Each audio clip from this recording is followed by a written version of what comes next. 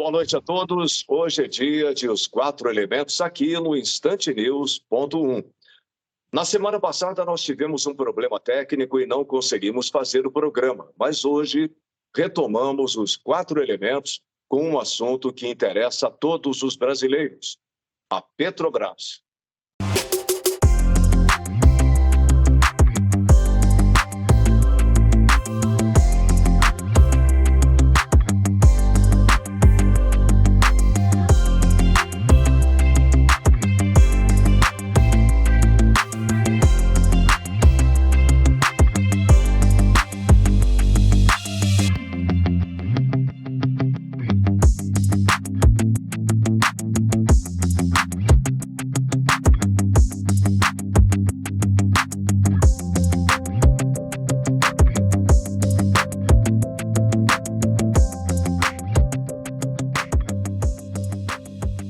A atual política de preços da estatal brasileira surgiu em 2016, no governo de Michel Temer.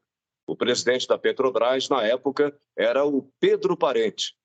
Com essa nova política, dois pontos passaram a ficar evidenciados. Primeiro ponto, a paridade, melhor dizendo, a paridade com o mercado internacional, e que inclui custos como o de frete de navios, custos internos de transporte e taxas portuárias. Na prática, o preço praticado no mercado doméstico deve também acompanhar flutuações de preços de derivados no mercado internacional, cotados em dólar, mesmo que o combustível seja extraído, refinado e consumido aqui no Brasil.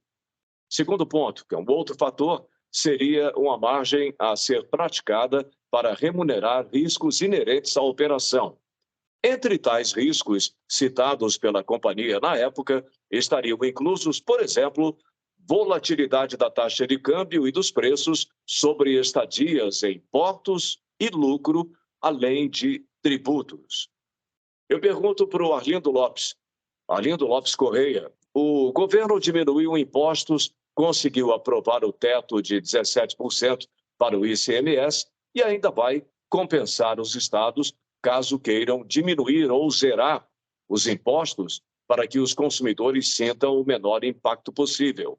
A resistência tem sido grande por parte dos governadores e parece que a própria empresa não está muito disposta a conversar com seu acionista majoritário, que defende que o aspecto social da empresa deva ser considerado, já que ela é uma empresa estatal de economia mista.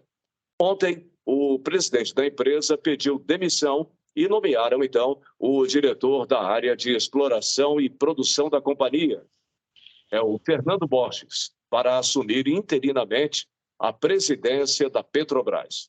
Bolsonaro está certo ou errado quando afirma que a Petrobras pode levar o Brasil ao caos? É com você, Arlindo. Ronaldo, sua introdução levanta vários pontos que eu gostaria de comentar. O primeiro deles é de júbilo, porque depois de muitas décadas nós temos um governo de uma elevadíssima carga tributária está conseguindo reduzir impostos. Essa redução ela só é possível porque o governo está tendo um comportamento na área de economia muito adequado. O Brasil está crescendo, a arrecadação tributária está crescendo e, por isso, inclusive, vai poder compensar os estados pelas perdas que eles tenham ao baixar o ICMS.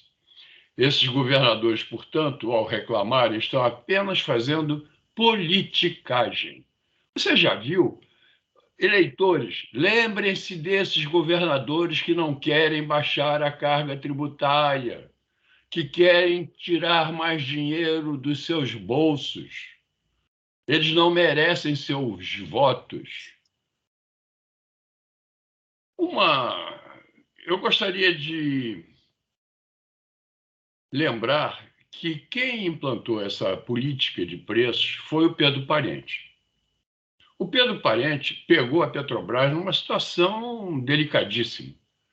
ela tinha sido arrasada, ela tinha sido espoliada nos governos Lula e Dilma, e até anteriormente. O que Pedro Parente fez como bom gestor que era? Descobriu qual era a planilha de custos da Petrobras e foi atacando os pontos que eram necessários atacar para reduzir custos. Lembrem que nessa época havia grandes verbas de publicidade, patrocínio a clubes de futebol, Lei Rouanet às pencas para artistas que nunca prestavam contas, aliás. Enfim, Pedro Parente fez o dever de casa. Mas ele o fez num período em que a Petrobras precisava recuperar prejuízos enormes que tinha sofrido e que estava já, quando da Lava Jato, entrando numa fase em que ele sabia que, pelo fato da Petrobras ter ações nos Estados Unidos, na Bolsa de Nova York, iria sofrer uma sanção pecuniária enorme. Então, a primeira coisa que nós temos que fazer é olhar essa planilha e refazê-la para o momento atual. Quanto ao fato de responsabilidade social, toda grande empresa tem que ter responsabilidade social que é proporcional ao seu tamanho e aos seus lucros. Algumas exercem a responsabilidade social na comunidade que cerca suas plantas, seus terminais, etc. Outras, que têm maiores lucros, aumentam a área de influência de sua responsabilidade social. E a Petrobras, evidentemente, tem que olhar o Brasil como um todo, porque é a maior empresa brasileira. Ela tem que ter responsabilidade social como todas as empresas. Então, agora voltemos à planilha. Se os custos diminuíram e os lucros aumentaram, já anteriormente, para o exercício da responsabilidade social, a Petrobras renunciava a uma parte dos seus lucros. Agora, ela talvez, tendo lucros maiores, talvez deva renunciar em termos de responsabilidade social, a um percentual maior de seus lucros. É assim que eu vejo. Eu não vejo mudança no modo de calcular os preços dos seus derivados. Eu vejo uma reformulação da responsabilidade social pela revisão da planilha de custos e lucros. É assim que eu vejo. Ok, Erlindo. Marcelo Campos, o pedido de demissão do presidente da Petrobras pode ser visto como uma confissão de culpa? Olha, boa noite a todos. Não reparem na minha voz, mas eu ainda não me recuperei da faringite. Mas vou tentar falar aqui com a máxima síntese possível. Eu cheguei a ler aí algumas notícias na imprensa de que pessoas do entorno do ex-presidente da Petrobras, esse que pediu demissão hoje, José Mauro Coelho, consideram que ele, quando renunciou, assumiu uma culpa pelo alto preço dos combustíveis aqui no Brasil. Só que a gente não sabe se isso é verdade, já que nem tudo que vem da imprensa a gente pode considerar como verdade, né? Eu particularmente acho que tem alguma coisa estranha nesse processo. Quando a gente analisa as consequências da pandemia no mundo inteiro, a gente observa uma situação muito complicada no que se refere à inflação, em virtude aí de políticas equivocadas por parte de vários governos. O tal fica em casa, que a economia aí a gente vê depois, mostra agora que a conta chegou e, junto com a guerra entre Rússia e Ucrânia, trouxe novos componentes para o agravamento dessa crise incluindo aí o aumento do preço do petróleo. O engraçado é que quando os preços dos combustíveis estavam subindo, o presidente Bolsonaro disse que não iria interferir na política de preço da empresa. Aí a oposição, a velha imprensa, aproveitaram para meter o pau no presidente. Agora, quando ele tenta reduzir impostos, diminuir um pouco os lucros da companhia para justificar que o governo, ao ser acionista de uma empresa dessas, precisa ver o lado social e tentar diminuir aí os impactos de uma inflação que está galopante no mundo inteiro, a oposição e a velha imprensa dizem que ele está interferindo na companhia quando ele não está. O que eu vou dizer aqui, todo mundo já sabe, mas os lucros da Petrobras estão num patamar, como o Arlindo ainda já comentou, de 4 a 6 vezes maior do que as companhias similares, né? No momento em que um aumento dos combustíveis pode causar um problema sério para quem depende do diesel para fazer chegar a comida à mesa da população, né? Todo mundo tem que fazer esforços. É o governo usando os dividendos que recebe pela sua participação na empresa, é a empresa e seus executivos abrindo mão da lucratividade absurda por um tempo e fazendo uma equiparação aí dos seus ganhos com os de suas concorrentes. E eu digo para você o seguinte, eu não sei como foi feita a indicação desse presidente da empresa, mas eu vejo que faltou um alinhamento entre o acionista majoritário, que é o governo, e o conselho de administração da empresa, não para interferir na política de preços, mas para buscar soluções que atendam aos interesses da empresa, mas que não desconsiderem o papel social de uma empresa estatal. Veja o seguinte, o governo não tem vocação para administrar empresas. Do meu ponto de vista, todas as estatais devem ser privatizadas. Agora, no caso da Petrobras, é preciso acabar com o monopólio antes da privatização, porque senão o problema pode até se agravar, né? Mas resumindo aí, eu acho que o pedido de demissão do presidente da Petrobras mostrou que ele não teve capacidade de articulação, nem com o governo e nem com os conselheiros da empresa. E tem uma coisa, alguns desses conselheiros são indicados por corporações que não estão nem aí para as necessidades do país, estão focadas somente nos seus próprios interesses. Aí o bicho pega, né? Bom, agora eu vou pedir ao Marcelo Cardoso para explicar para a gente como era a política de preços da Petrobras antes dessa mudança ocorrida durante o governo do Michel Temer. É com você, Cardoso. Ronaldo, Arlindo, Marcelo. Olha, até o término dos anos 1990, início dos anos 2000, na virada até o próprio milênio, havia monopólio na exploração e na comercialização do petróleo no Brasil. Mas já no finzinho do governo do FHC, Fernando Henrique, lá em 2002, uma lei, a Lei do Petróleo, 9.478, ela modificou esse quadro. A partir da promulgação dessa lei, a ideia era exatamente abrir o mercado e estimular a concorrência no setor, né?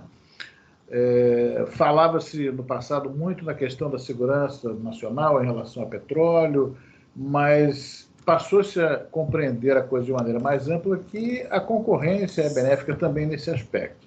E, como o próprio Marcelo lembrou agora há pouco, o Estado, o governo, né, o poder público, não é lá muito bom gestor de um modo geral. Então, aos poucos, os preços começaram a ser reajustados, acompanhando o que era praticado no mercado internacional. E isso exatamente porque a abertura de mercado, com essa abertura, o importador surge como um concorrente. E esse importador, quando forma o seu preço para vender o produto no mercado doméstico, aqui no Brasil, ele é influenciado por oscilação de preços nos derivados no mercado internacional, para cima e para baixo. Nós estamos sempre sujeitos a chuvas e trovoadas por conta disso. Nós estamos vendo agora o exemplo com a guerra da Rússia com a Ucrânia. Mas tem uma curiosidade aqui. Uma perguntinha que as pessoas se fazem. Os postos de combustível são obrigados a repassar os aumentos de preços nas refinarias ao consumidor? Quer dizer, tão logo a Petrobras decreta um aumento de preço lá na refinaria, existe uma reação imediata do frentista, no caso do posto de gasolina, né, de aumentar o preço do combustível. isso não acontece ao contrário. Quando há redução de preços, você não vê essa movimentação, pelo menos não com a mesma velocidade. Mas então a resposta a essa pergunta, se os postos são obrigados ou não a acompanhar esses reajustes, a resposta é não. Mas parte, claro, deve ser repassada para que o empresário varejista do posto possa ter lucro em seu negócio. Ninguém quer que o empresário tenha prejuízo. Todo empresário opera com margem de lucro. Isso é uma coisa lícita, é legítima e não pode ser levado fora de consideração. Agora, o problema é quando isso atinge patamares fora de propósito, né?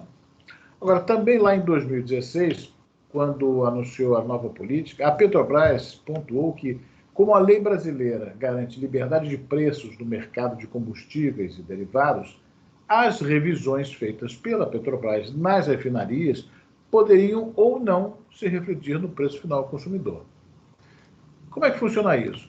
Depende de repasses feitos por outros integrantes da cadeia de petróleo, especialmente as distribuidoras, postos de combustíveis, e isso, enfim, cria a própria confusão na cabeça das pessoas que não compreendem muito bem esse mecanismo, e claro que ninguém quer ter o desprazer de chegar a um posto para abastecer o carro e pegar o combustível mais caro.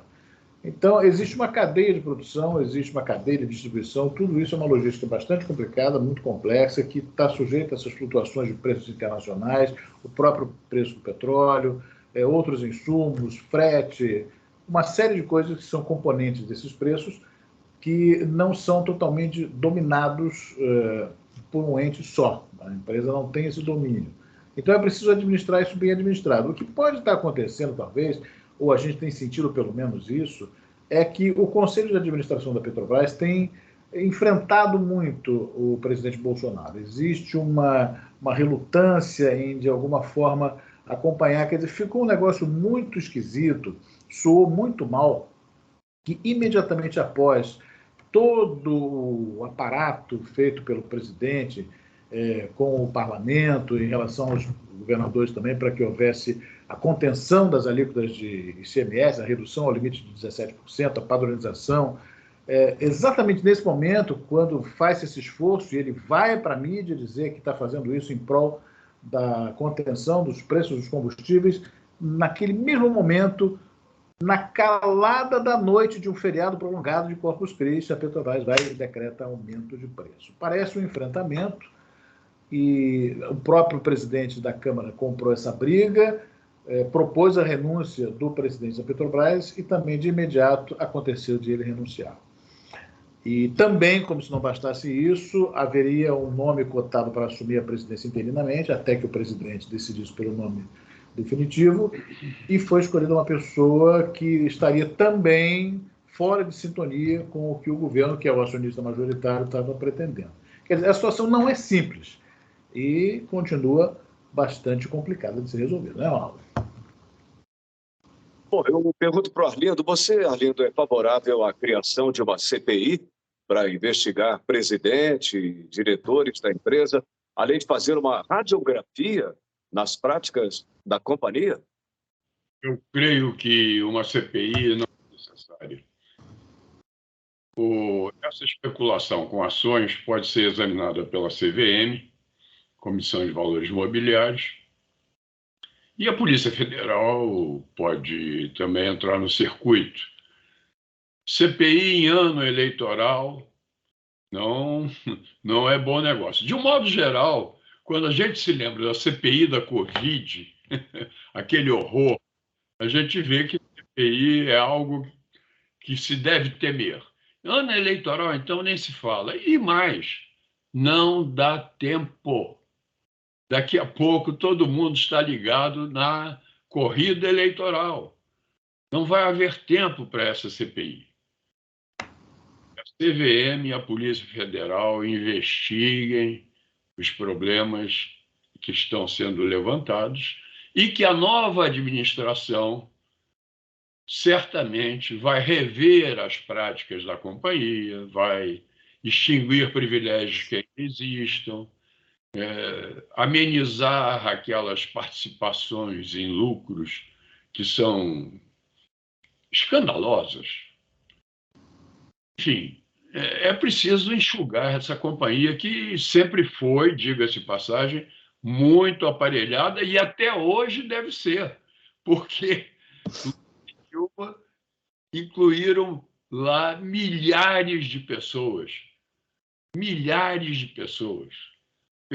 Enfim, é isso. Eu sou contra essa CPI. A CVM e a Polícia Federal podem fazer esse trabalho e a próxima administração melhorar as práticas, a gestão da Petrobras.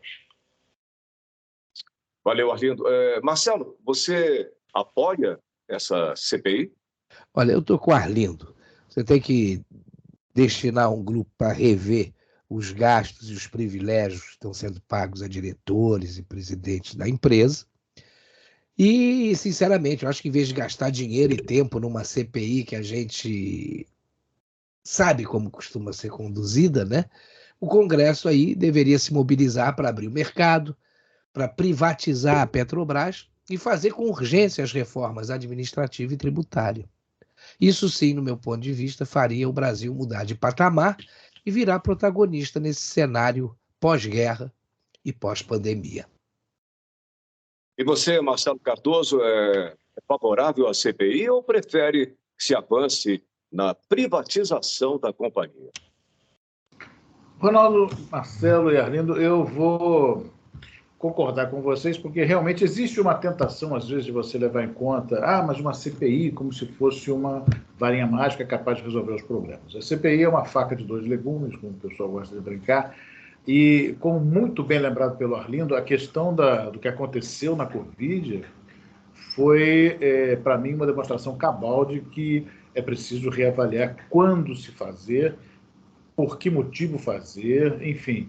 CPIs podem não ser realmente o melhor instrumento para se resolver. Se existem outros caminhos que são muito mais técnicos até, porque a CPI da Covid, por exemplo, de tecnicidade não tinha nada. Se existem caminhos legais, técnicos para se fazer esse tipo de avaliação, esse tipo de investigação, eu acho que tem que ser feito mesmo. A Petrobras é um dos orgulhos do Brasil, talvez é a maior empresa do país, um dos maiores orgulhos que nós temos aqui.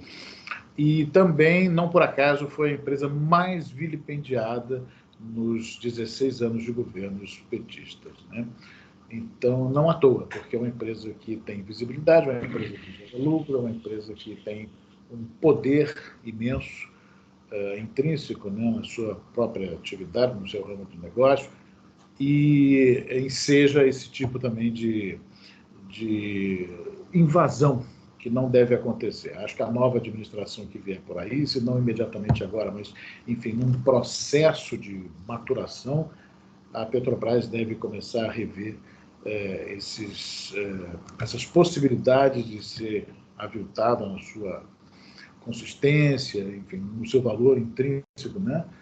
E a privatização pode ser realmente o caminho para isso. Eu concordo que também o Congresso deva acelerar essa análise e fazer um processo bem feito, né, como já houve tantos agora, enxugar o Estado e fazer com que a empresa seja, ao mesmo tempo, benéfica a seus acionistas, inclusive o próprio governo, que mesmo privatizando não vai deixar de ser grande acionista, e também para o próprio mercado. Cumprir a função social, como também já foi bem lembrado aqui, lembrando que o combustível, né, ele acaba influenciando toda a cadeia produtiva e isso não pode ser uma coisa deixada sem não digo um controle, mas uma administração bem feita, sob pena de você colocar a perder, né, todo o processo. Só que eu acho o seguinte, Marcelo, eu acho que ao privatizar a Petrobras, o governo tem que sair fora. O governo tem que sair fora de qualquer empresa, da administração, da gestão de qualquer empresa, porque não tem cabimento. Mas mesmo sendo petróleo? Mesmo sendo petróleo, o que interessa, eu acho que o governo tem que tratar de assuntos pertinentes à gestão ali da saúde, da justiça, da segurança, da educação e de alguns outros pontos, mas não administrar a empresa. Eu sou favorável. Não administrar, mas participação na medida de fazer não, sabe por quê? Ponderador ou até porque um governo Bolsonaro ele fez um trabalho grande nas empresas estatais que passaram até a dar lucro. Só que, se você olhar para trás, vai ver o prejuízo que foi acumulado. Aí você troca o governo, essas empresas voltam a dar prejuízo. Quem vai pagar somos nós. Então, eu acho que não tem sentido. Eu acho que o governo não tem que participar de gestão, nem de conselho de administração, de nada, de nenhuma empresa. Eu acho que ele tem outros focos, que são muito mais importantes. É menos Estado, menos Brasília, né? Menos Brasil, mais Brasil, menos Brasília. Né? É isso aí. Bom, gente, esse assunto é polêmico, né? E não vai se encerrar por aqui. Mas hoje, infelizmente, nosso tempo acabou, né? Eu quero agradecer ao Arlindo, aos Marcelos Campos e Cardoso pela participação. Nosso muito obrigado também a você que nos fez companhia hoje. O programa Os Quatro Elementos estará de volta na próxima terça-feira, aqui no Instante News.1. Beijo para todo mundo. Tchau.